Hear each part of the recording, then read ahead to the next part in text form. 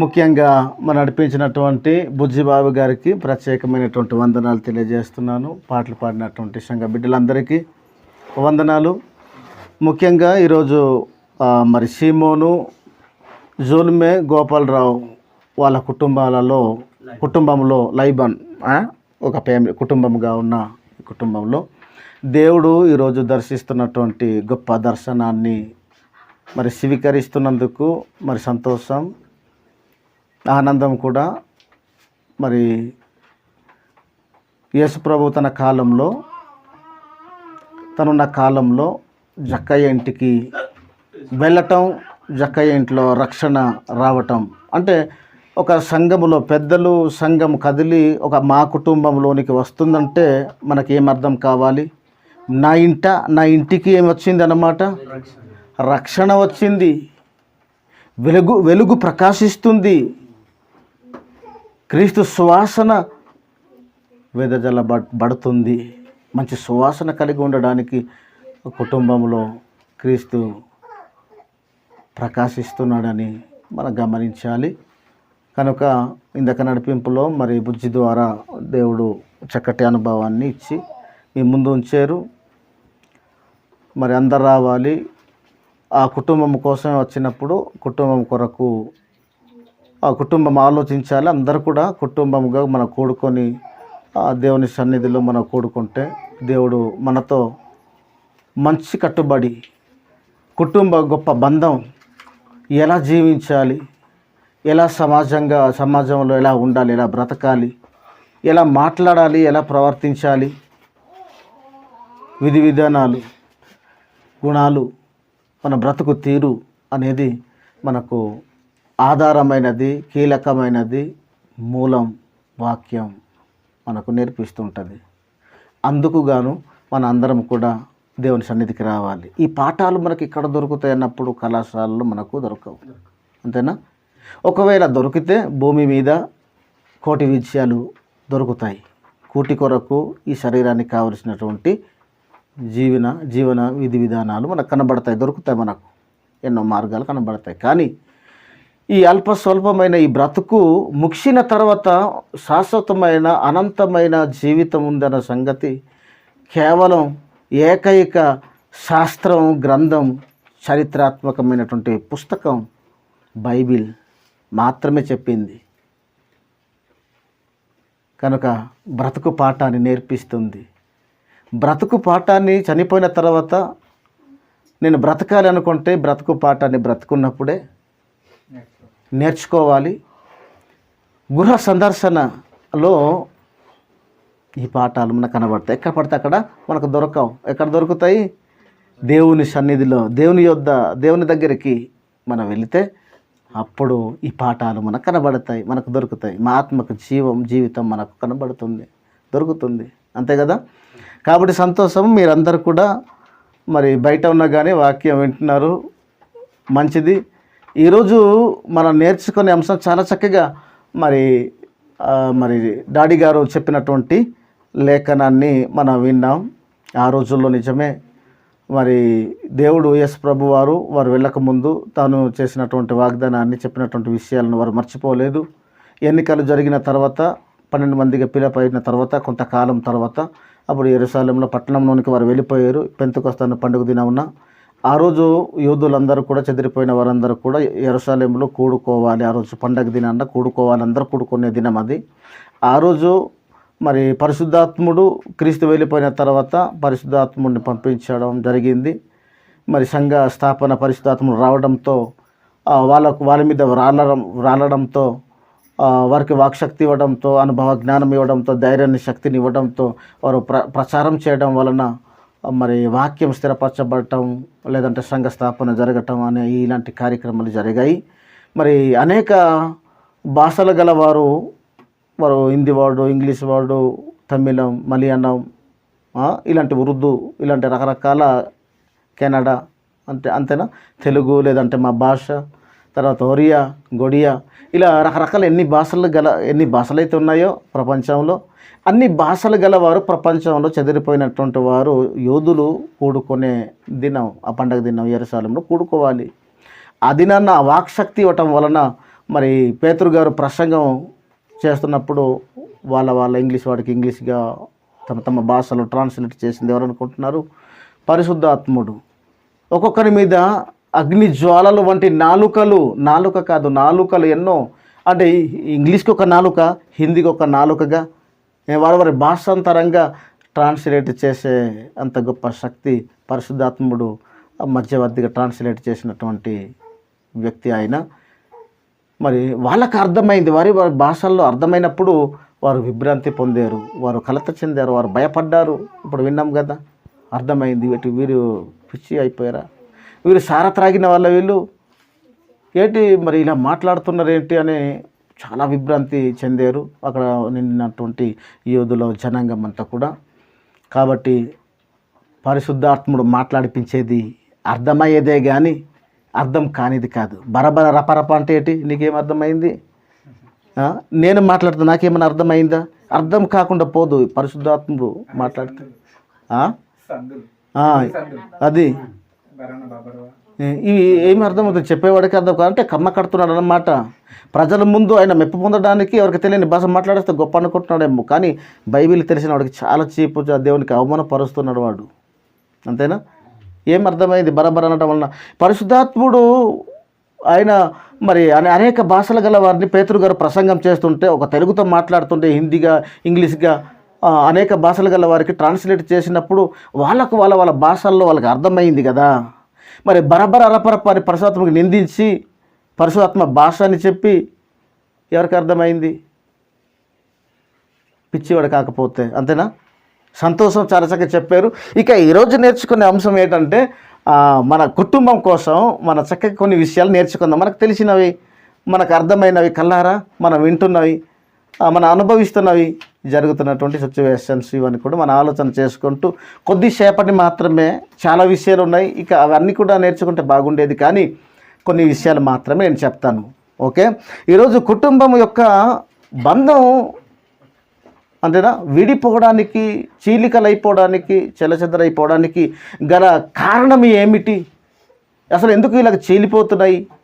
ఎందుకు ఇలాగా మరి కలుషితం అయిపోతుంది? ఒక కుటుంబం ఒకటిగా, ఒక ఉమ్మడిగా, ఒక శరీరముగా ఉండవలసినటువంటి అనేక అవయవాలు కలిగినటువంటి దేహం ఎలాగైతే ఒకటిగా ఉందో, అలా ఉండవలసిన కుటుంబం అసలు ఎందుకు వేరువేరుగా మరి చీలికలు అయిపోతాయంటే కారణం, అసలు ప్రధానమైన కారణం ఏంటి అసలు చెప్పండి? ప్రధానమైన కారణం ఏంటి? కోపం. అంతేనా? కోపంతో పాటు ఇక ఏంటి? తప్పు చేసిన వాడిని క్షమించకపోవటం, అలాంటి తత్వం, అలాంటి గుణం ఉండటం. ఇక సమాధానం పడకపోవడం, ఒప్పుకోకపోవడం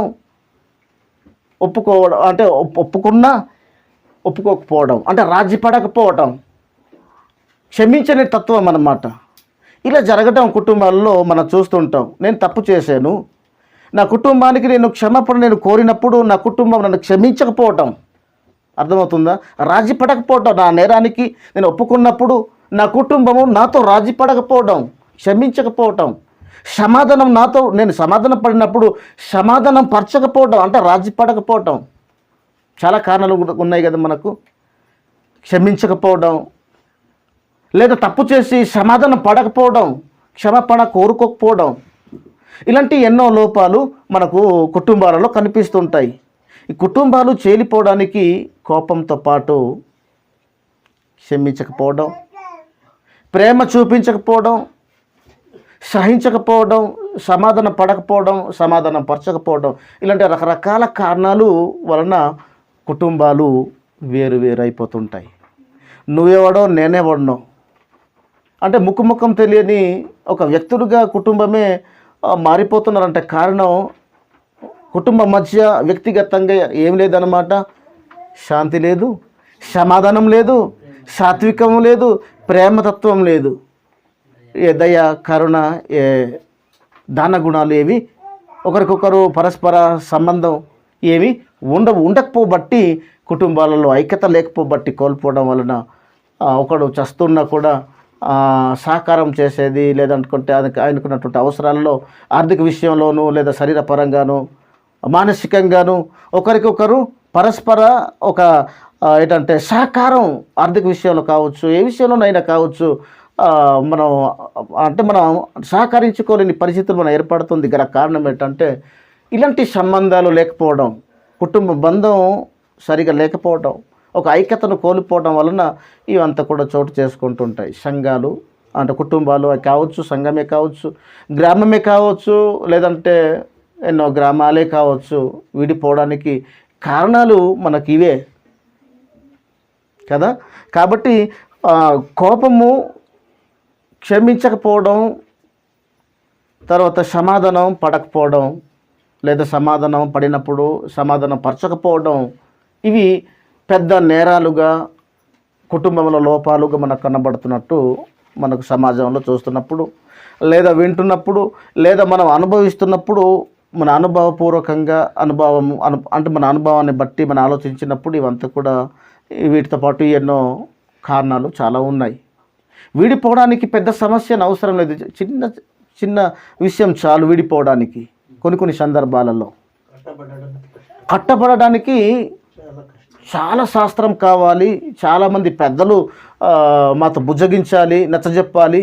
ఎన్ని ప్రయత్నాలు చేసినా ఇంకా సమయం పొడుగుతూనే ఉంటుంది తప్ప కట్టబడడానికి చాలా కష్టమైపోతుంది. అంటే బంధం తెగిపోవడానికి ఈజే, కానీ ఆ బంధాన్ని మరలా అతకడానికి 100 మంది 1000 మంది వచ్చినా అతకలేని ఒక స్థితిలోనికి వెళ్ళిపోద్ది. కాబట్టి కుటుంబం ఒక బంధం ఎలా ఉండాలో బైబిల్ గ్రంథంలో చాలా విషయాలు మనం నేర్చుకోవచ్చు. కానీ మరి కుటుంబం యొక్క బంధం వేరైపోవడానికి కారణాలు ఇవే కావు, చాలా ఉన్నాయి. కానీ కొన్ని విషయాలు మాత్రం చెప్తున్నాను. ఇప్పుడు ఏంటంటే మన కుటుంబాలలో లేవా చెప్పండి? మనం సరిగా కుటుంబంలో సరిగా వ్యక్తిత్వంగా మనం ఒక అనుబంధం మనం లేకుండా ఉండడానికి ఎన్నో మనకు సమస్యలు మనకు వస్తాయి, మనం అనుభవిస్తున్నాం. అంటే అన్నదమ్ములు కూడా సహకారము చేసుకోలేని పరిస్థితి. ఏ విషయంలోనైనా నాకు సహాయం చేయనప్పుడు సహకరించలేని పరిస్థితులు మనకు ఏర్పడుతున్నాయి. ఇలా ఒకరికొకరు సహకారం చేసుకోవడం వలన, ఒకరితో ఒకరు గౌరవించటం వలన, ఒకరికొకరు లోబడడం వలన, ప్రేమ చూపించటం వలన, శాంతియుక్తంగా మనం ఉండటం వలన మనకి ఏం కలుగుతుంది, ఏమి పెరుగుతుంది? ఐక్యత బంధం మనకు పెరుగుతుంది. ఒక కుటుంబ బంధం, ఒక విలువలు మనకు అర్థమవుతాయి కదా. ఇవి మనకు లేవు. నీ ఇష్టం నీది, నా ఇష్టం నాది, నాకు నచ్చినట్లు నేను ఉంటాను. ఏమైనా అంటే నా ఇష్టం అయ్యా, నా ఇష్టంగా నేను బ్రతుకుతాను, నేను తిరుగుతాను, ఏమైనా ఇస్తున్నావా, పెడుతున్నావా, ఏం చేస్తున్నావా? ఇలాంటి తిరుగుబాటు, అవునా? ఇలాంటి తిరుగుబాటు చేయడం వలన దేవుడు పంచభూతాలతో మాట్లాడుతున్నాడు. ఆకాశం ఆలకించమంటాడు కదా యెషయా గ్రంథం 1వ అధ్యాయంలో. భూమి చెవియొగ్గు, నా పిల్లలను పెంచి గొప్పవారిగా చేశాను. మరి తల్లిదండ్రుల బాధపడరా? ఈరోజు కూడా మనం కూడా బాధపడతామా కాదా? కన్నీ ఎంతో వాళ్ళ కోసం ఎంతో కష్టపడి వాళ్ళ అవసరాలను తీరుస్తూ ఎన్నో బ్యాలెన్స్ మనం పెట్టుకుంటూ కుటుంబాన్ని అందరినీ, ఒకని అవసరమా? చాలామంది పిల్లలు వారందరినీ కూడా వారి అవసరాన్ని తీర్చుకుంటూ, వాళ్ళ ఆకలిని తీరుస్తూ, వారిని ఎంత నీలుపాలు చేస్తూ, స్నానం చేయించేంత చక్కగా, ఎంత భద్రంగా వారికి మంచి లైఫ్ని ఇవ్వాలని ఒక ఆలోచన కలిగి తల్లిదండ్రులు ఉన్నప్పుడు, తల్లిదండ్రులు మాటలు వినకపోతే ఎంత పరిచే వాళ్ళు అవుతాం, ఎంత బాధపడతాం. ఎవరితో చెప్పుకోవాలనుకుంటాడు ఆయన? ఎవరితో చెప్పుకోలేని పరిస్థితి. చివరికి ఊరు వేసుకునే స్థితిలోనికి వెళ్ళిపోతారు, చెప్పుకోలేక, పిల్లలు వినకపోతే. ఇలా అయిపోవడం వలన పిల్లలకు వేరుగా తల్లిదండ్రులకు వేరుగా పిల్లలు. మరి కుటుంబాలేది? కుటుంబాలిక చీలికలే తప్ప మడిగి ఉంటాయా? ఐక్యత కలిగి ఉంటాయా? ఒక బలంగా ఉంటాయా? ఒక మంచి సువాసన కలిగి తన కుటుంబాలకు ఉంటాయా? ఉండవు. ఉండే ఛాన్సులు ఉండవు కదా. కాబట్టి మనం మంచి ఒక విషయాలను మనం ఆలోచన చేద్దాం. కోపము సహజంగా ప్రతి ఒక్క వ్యక్తికి, భూమి మీద ప్రతి నరజాతికి వస్తుంది. కోపం లేకుండా ఎవడు లేడు. కోపం అనేది అందరికీ ఉంటుంది. ఈ కోపం అనే ఈ లక్షణం చాలా మంచిది. ఏది చెడ్డది కదా, ఏది చంపేసేది కదా, కొన్ని పిడిగుద్దులు గుద్దేది, తనేసేది, ఒక బాక్సింగ్ లాంటిది ఇది అనుకుంటారా? కాదు, మంచి లక్షణం. అవునా? మంచి లక్షణం. దీన్ని పరిచయం నేను చేస్తాను ఈరోజు. ఇంతకాలం మనం చెడ్డదనుకున్నాం, కానీ ఈ లక్షణం ఎంత మంచిదో ఒకసారి మనం బైబిల్లో చక్కగా ఈరోజు మనం నేర్చుకుందాం. అర్థమైందా? ఓకే, కూర్చోండి దేవుని పిల్లారా. కోపం అనేది సహజంగా కుటుంబంలో ఉంది, ఇతర కుటుంబాలలో ఉన్నాయి. సమాజంలో ఉంది, ప్రపంచంలో ఉంది. అంతేనా? మనిషికి కాదు, జంతువు కూడా కోపం అనేది ఉంది. కోపం లేని జీవి ఏది లేదు. అవునా? చీమను ఒకసారి కత్తిపిచ్చోడు తిరిగి నిన్ను కరుస్తుందంటే దానికి కూడా కోపం ఉందన్నమాట, మామూలుగా ఆలోచన చేస్తే. అవునా? అది భాష రాకపోయినా, మనకు తెలియకపోయినా, తమకు తమ భాషలున్నా కానీ మనకు అర్థమయ్యేది వాటి అన్నింటికంటే శ్రేష్ఠుడు కనుక అన్ని విధాలుగా ఆలోచిస్తాడు కనుక దీన్ని బట్టి మనకేమర్థం, ఒకసారి మట్టి చూస్తే మడితే దానికి నొప్పి పుడుతుంది కదా. పుట్టినప్పుడు మరి ఏం చేస్తుంది, ఏనుగు లాంటి వాళ్ళు కదా మనం. చీమ మనని కట్ చేస్తే మనం భయపడిపోతూ ఉంటాం. చీమకు భయపడే అంత బలహీనులమా? అవును, ఒప్పుకోవాలి కదా. ఒక దోమ కుడితేనే భయపడే అంత బలహీనులమా? ఏనుగులంటే ఆకారం కలిగినవన్నా? అవును కదా, కాదనడానికి వీలు లేదు కదా. ఖచ్చితంగా ఏ పోలీసు వాడైనా భయపడాలి. అవునా? గన్ను పట్టుకున్నా గన్ను ఏం చేస్తుంది, భయపడాలి. రైట్, మంచిది. కాబట్టి కోపం ఉంటుంది, కానీ కోపం అనేది చాలా మంచి లక్షణం. ఇది ఒక ఉదాహరణ నేను చెప్తాను. మా పిల్లలు లేదంటే మీ పిల్లలు ఏమైనా దారి తప్పుతున్నప్పుడు లేదా మాట విననప్పుడు ఏదో తప్పు చేస్తున్నప్పుడు మన వారి మీద ప్రేమతో కోపాన్ని మనం చూపిస్తాం. ఎందుకు? మనం చూపించే కోపము మా పిల్లలను నాశనం చేయాలని కాదు కదా, చావడానికి కాదు కదా, వారిని నాశనం చేసేయడానికి కాదు కదా, వారిని మంచి మార్గంలో, మంచి దారిలో, మంచిగా సమాజంలో బ్రతకాలని, మంచి జీవితంను సంపాదించుకోవాలని, ఇలా నాశనం అయిపోతారని వారిని మంచి మార్గంలో వారిని నడిపించడానికి ఇచ్చే గొప్ప మంచి శిక్షణ లక్షణం కోపం. కోప్పడతామా లేదా? అంటే మనం కోప్పడడం వలన పిల్లలు నాశనం చేసేయాలన్నా? కాదు కదా. కాబట్టి కోపం చాలా మంచిది. హద్దు మీరితేనే ప్రమాదం, నాశనంలోనికి తీసుకెళ్ళిపోద్ది. అంతేనా? కోపం చాలా మంచి లక్షణం. ఎందుకంటే ఒక వ్యక్తిని బాగు చేయాలంటే ఆయన్ని మనం కోపగిస్తాం లేదా? ఆయన చేసిన పనికి మనం కోపగించి మంచి శిక్షణను మనం ఇవ్వడానికి చాలామంది పెద్దలు కూడా కోపడతారు. చెప్పిన మాట మనం విననప్పుడు, చెప్పిన పని మనం చేయనప్పుడు మమ్మల్ని కోపగిస్తారా లేదా? అది మన మేలు కోరియనా లేదనుకుంటే మన నాశనం అయిపోవాలనా? మేలు కోరియే కదా. మేలు కోరే విషయంలో మమ్మల్ని శిక్షణ ఇచ్చే క్రమములో కోపపడే లక్షణం చాలా మంచిదా కాదా, చెడ్డదా? మంచిది, మంచి లక్షణం కదా.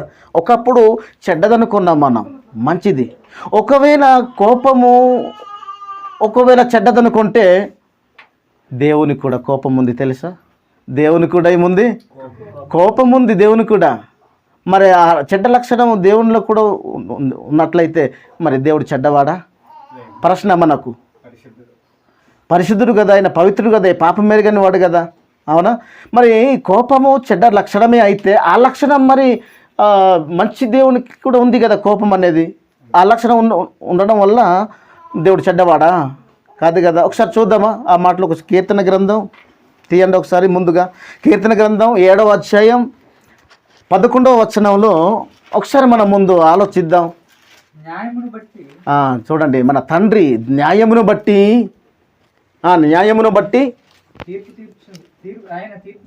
ఆయన తండ్రి మనకు తీర్పు తీర్చుతాడు.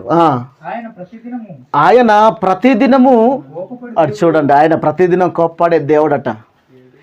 మన కన్న తండ్రి పవిత్రుడు, పరిశుద్ధుడు. నేను పరిశుద్ధుడను కనుక మీరు కూడా పరిశుద్ధులై ఉండాలి అని ఆయన కోరుకుంటున్నటువంటి ఆయన, పరిశుద్ధుడైనటువంటి ఆయనలో ఏముంది? కోపం ఉందా లేదా? మరి కోపము అంత పవిత్రుడు కదా, మరి కోపం ఉందంటే ఆయన ఆ లక్షణం చెడ్డదా? మీరు ఆలోచన చేయండి. ఆ లక్షణం చెడ్డదా? మంచిదే కదా. మంచి లక్షణం ఏదైనా కూడా. తేనె కూడా ఎక్కువ తినేస్తే మనకి ఎలా కనిపిస్తుంది? అది చేదుగానే ఉంటుంది. ఎంత తీపి అయినంత చేదుగానే ఉంటుంది. హద్దు మీరితే ఎక్కువ అయిపోతే ఏదైనా మన తినే తిండి మమ్మల్ని చంపేస్తుంది. తగ్గట్టుగా మన తింటే మమ్మల్ని బ్రతికిస్తుంది. అవునా కదా? అగ్గి కూడా శీతకాలంలో ఏం చేస్తుంది? మమ్మల్ని పోషిస్తుంది, మమ్మల్ని పెంచుతుంది. శీతాకాలము నుంచి ఒక వేడిని ఇచ్చి మమ్మల్ని కాపాడుతుంది. అదే అగ్ని, అదే మంట మనం దాన్ని వాడుకోవడం తెలియకపోతే మమ్మల్ని నాశనం చేసేస్తుంది. ఒక కరెంటు కూడా చూడండి, ఎంత వెలుగు, ఎంత మనకు ఉపయోగం. అదే దానిని అది అది ఏంటంటే అది కూడా మనం సరిగా దానికి సరిగా దాన్ని వాడుకోకపోతే ముట్టుకుంటే చాలా దానికి ఉన్న ప్రమాదం ఇంతంత కాదు. ఏదైనా కూడా హద్దు మీరితే ఏదైనా కూడా చెప్పిన ఇది ప్రమాదం, అక్కడ వెళ్ళకండి, చాలా ప్రమాదకరమైనది, అక్కడ మీరు ముట్టకండి, ముడితే ఇలాంటి నాశనం ఉందని తెలిసినా మన హద్దు మీరితే ఆ మాటలను దాటి మనం ముడితే ఏమైపోతాం చెప్పండి? కరెంట్లో అయిపోతాం కదా, నష్టమే కదా. ఏదైనా కోపం, అతి కోపం ఏదైనా కూడా చాలా ప్రమాదం, అది ఎదుటివాడిని నాశనం చేస్తుంది. కానీ తగ్గట్టుగా కోపపడేది మంచి శిక్షణ ఇస్తుంది, మంచిని మేలును కోరే మంచి లక్షణం ఇది. అదే విషయాన్ని దేవుడు కూడా కోరుకుంటాడు. దేవుడు కూడా కోపపడతాడు కదా, దేవుడు కూడా కోపపడుతున్నాడు కదా. కాబట్టి దేవుడు ప్రతిదినము కోపపడతాడు. ప్రతిదినం కోపపడేవాడు వాస్తవానికి ఈ చెడ్డ లక్షణం అనుకుంటే చెడ్డవాడే ప్రతిదినం కోపపడాలి, కానీ మంచివాడు ఎందుకు కోపపడాలి? కానీ దేవుడు మంచివాడు, ప్రతిదినం ఆయన కోపపడుతున్నాడు. అంతేనా? మరి మంచి లక్షణం అన్నా చెడ్డ లక్షణం? అది మంచి లక్షణం. ఆయన మంచివాడు, ఆ లక్షణం కూడా ఆయనలో ఉంది. ఆ లక్షణం కూడా మంచిదే. ఆయనలో ఉన్నవి ఏ లక్షణాలు అయినా, ఆయన మంచివాడు కనుక అన్నీ మంచివి. ఆయన మాటలు మంచివే, ఆయన మాటలు ఆరోగ్యకరమైనవి. హితవాక్యం, హితబోధ అంటారు కదా, ఆరోగ్యకరమైనటువంటి వాక్యము, బోధ. ఆయన మాటలు ఏముంది? మన ఆత్మకు ఆరోగ్యం ఉంది, బలం ఉంది, శక్తి ఉంది, జీవితం ఉంది. అర్థమవుతుందా? అంత గొప్పవాడు. ఆయన కూడా ఏముంది? మనలాగే ఆయన కూడా కోపం ఉంది. మన పిల్లల పట్ల మనం ఎలాగైతే కోపం శిక్షణ ఇవ్వడానికి, సరైన మార్గంలో తీసుకొని రావడానికి మనం పడతామో, కోపాన్ని చూపించి వారిని దారి మళ్ళిస్తామో, అలాగే మమ్మల్ని చెడిపోతున్న మనల్ని ఆయన నడిపిస్తున్నటువంటి మార్గం నుంచి తప్పిపోతున్న మన అందరినీ కూడా సరైన మార్గంలోనికి నడిపించడానికి ఆయన కూడా మన పట్ల ఏం చేస్తున్నాడు? కోపాన్ని చూపిస్తున్నాడు, కోపగిస్తున్నాడు, కోపాన్ని ప్రయోగిస్తున్నాడు, దండిస్తున్నాడు, మమ్మల్ని శిక్షణ ఇస్తున్నాడు అని. మంచి లక్షణం కదా, మన మేలు కోరియే కదా ఆయన కోప్పడేది. మన పిల్లల పట్ల మనం కోపంని చూపించేది పిల్లలను మేలు కోరియే, కానీ కీడు కోరి అయితే కాదు కదా. అంతే కదా? అలా చూపిస్తున్నారా? తల్లిదండ్రుల నుంచి మన అందరం కూడా తల్లిదండ్రుల చూపించే కోపాన్ని మనం చూసిన వాళ్ళమే కదా. మనం నష్టపోవాలని అయితే కాదు, మమ్మల్ని మేలు కోరియే వారు కోపాన్ని చూపిస్తున్నారు. వారు తెలుసుకోవాలని, నేర్చుకోవాలని, అలా చేయాలని. ఎంతో కాలం మేము బ్రతకము, కొంతకాలమే మేము బ్రతికి ఉంటాం. కొంతకాలంలోనైనా మన పిల్లలకి చక్కటి మార్గంలో నడిపించి, చక్కటి జీవితాన్ని ఇచ్చి, చక్కగా వారికి ఒక శిక్షణ ఇచ్చి, ఏంటంటే ఏ విద్య అయినా కావచ్చు, బ్రతుకు తెరువు విషయంలో ఏ విద్య అయినా చక్కగా వారిని నేర్పించి, నేను చనిపోయిన తర్వాత కూడా వారు బ్రతుకుతారనే ఒక ఆశతో మనకు ప్రేమించి కోపాన్ని చూపిస్తారు, మంచి లక్షణాన్ని చూపిస్తారు మమ్మల్ని ప్రేమించి మన తల్లిదండ్రులు. మరి దేవుడు ప్రతిదినం ఎందుకు కోపడతాడు? దాన్ని కూడా సమాధానం బైబిల్లోనే చెప్తుంది కదా. బైబిల్ ఏమి ఇవ్వాలి? సమాధానం చెప్పాలి తప్ప మనం చెప్పడం తప్పు. మన మాట దొంగ మాటలు, బైబిలే కరెక్ట్. 66 గ్రంథాలలో ఇక్కడ వ్రాయబడిన సంగతి ఎక్కడ లేకపోవచ్చు, కానీ మరొక చోట దానికి సమాధానం ఖచ్చితంగా ఉండి తీరుతుంది. ఎందుకంటే కొన్ని అచ్చట యెహోవా వాక్యము మీకు మా అందరికీ వచ్చును గనుక నువ్వు వెతికితే దొరుకును. అంతేనా? నువ్వు తడితే అవి అంతా కూడా ఓపెన్ అయిపోతాయి, తీయబడతాయి. అర్థమవుతుందా? అలా ఉంటాయి. అంటే మనకు బద్ధకస్తులం కదా, మన సోమరులం కదా, బైబిల్ చదవం కదా. ఎవరో వచ్చి చెప్పినప్పుడు మనం వినడానికి కూడా మనకు ఇష్టం ఉండదు కదా. ఇక్కడ గృహ కూడికలు జరుగుతున్నాయి అంటే రావడం కూడా బద్ధకం కదా. మరి ఎలాగ వస్తుంది? ఎలా నేర్చుకుంటా చెప్పండి కదా. ఓకే, ఇక ఈ మాటలు మాత్రం నేను ముఖ్యించేస్తాను. ఈ మాటలు చెప్పి మాత్రమే, సమయం కూడా మరి ఎక్కువ అయిపోతుంది అనుకుంటున్నాను. ఇక ఎందుకు కోపడుతున్నాడు ఆయన? ప్రకటన గ్రంథం తీద్దామా? ప్రతిదినం ఎందుకు కోపడుతున్నాడు ఆయన? ప్రతిదినం కోపపడు దేవుడు ఆయన. ఆయన ఎందుకు కోపడుతున్నాడు? ప్రకటన గ్రంథం 11వ అధ్యాయం 18 వచనాల్లో వ్రాయబడినటువంటి విషయాన్ని ఒకసారి మీ గ్రంథాన్ని తెరిచి మీరు చూడాలని ఆశపడుతున్నాను. అది చూసారా? దేవుడు ప్రతిదినం ఎందుకు కోపడుతున్నాడో తెలుసా? జనులు ప్రజలు కోపగించినందున పిచ్చి వేసలేస్తే కోపాడడా? పిల్లలు పిచ్చి వేసలేస్తే తండ్రి కోపాడడా? తల్లి కోపాడదా? చెప్పండి. ఒక అన్న కోపాడడా? మీరు కోపాడరా? చెప్పండి. చెప్పిన మాట వినకపోతే, తిరుగుబాట్లు చేస్తే, నచ్చినట్లు మనం బ్రతికితే, అంతే కదా నరేష్?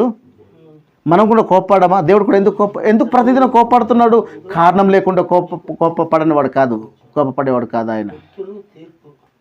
అది అవసరం లేదు, అది అవసరం లేదు. అంటే మనకు కావలసిన ఒక టాపిక్లో వెళ్తున్నాం కనుక ఆయన ప్రతిదినం కోపపడు దేవుడు. ఎందుకు కోపడుతున్నాడు?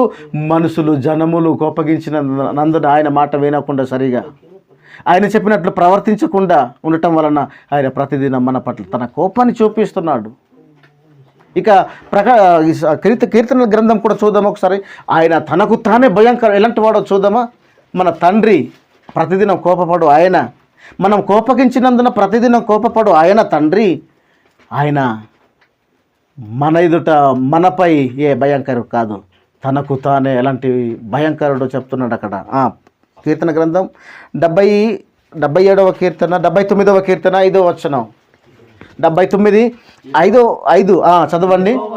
యెహోవా అంటున్నాడు, ఎంతవరకు నువ్వు కోపడతావు?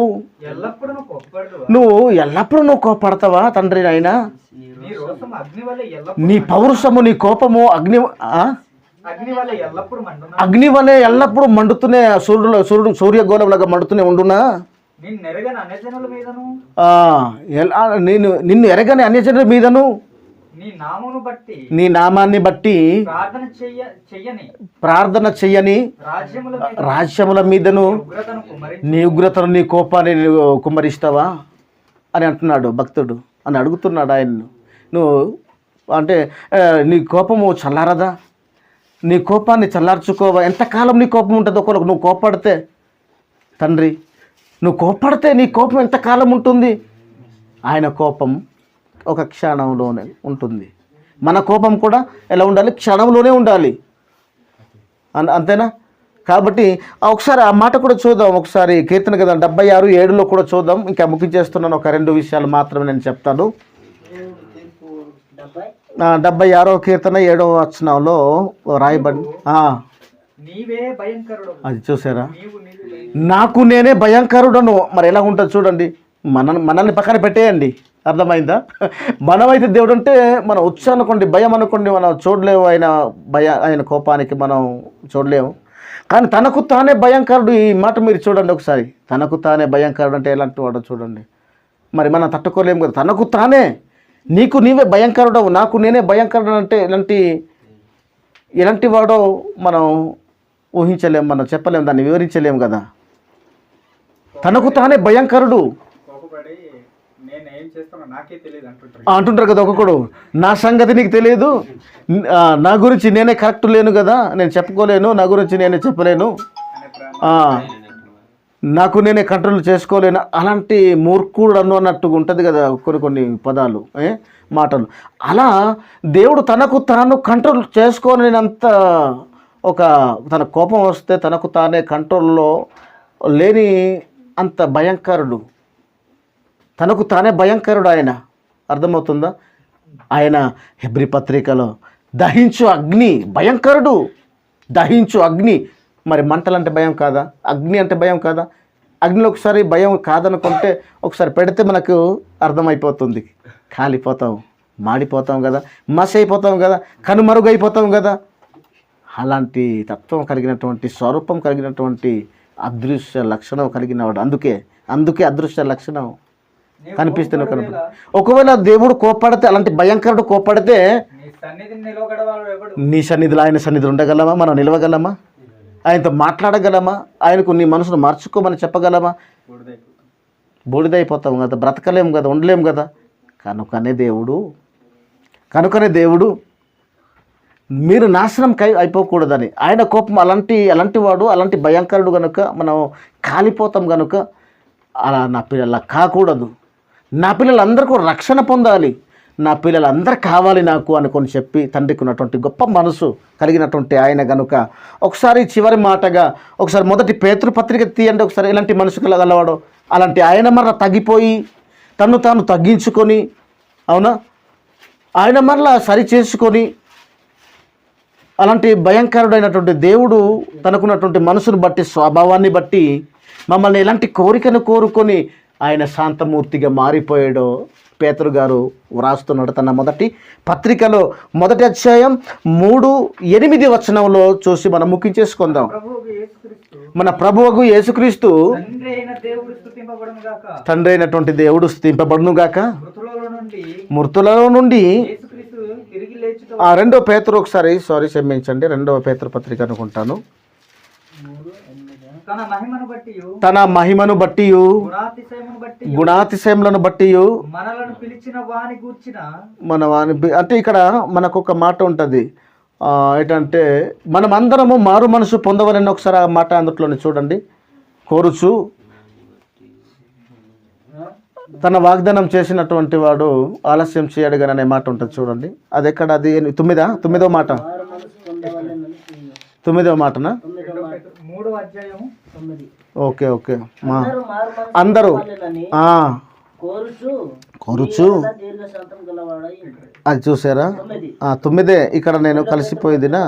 ఓకే, ఇక్కడ మీరు గమనించండి. చివరిగా తండ్రి ఎలాంటి వాడు చెప్పండి? దహించు అగ్ని. తనకు తానే భయంకరుడు. తన సన్నిధిలో అలాంటి భయం కోపం కలిగి ఉన్నప్పుడు మనం నిలవగలమా? నిలవలేము.